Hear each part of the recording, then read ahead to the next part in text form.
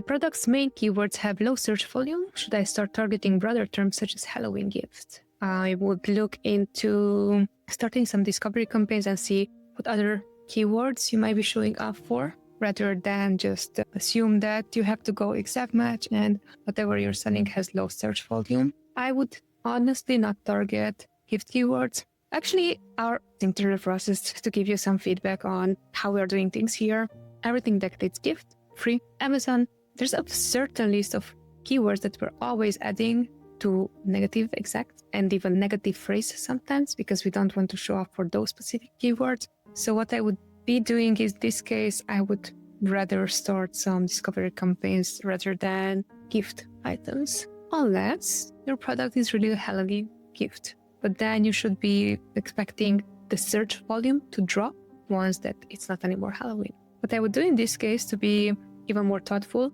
I would look into what other routes those search terms have. Besides auto campaigns, I would doing some brand modified. This is something that actually worked really, really well for a brand that we managed a while back. They were selling merch by Amazon, and we used just the root keyword of whatever the product was. And the way how we did it, so for example, if your product is mug, we would have added the plus mug, and then it's going to be the plus sign, and then mug, and the plus sign, it's exactly next to the word, so there's no space between these two.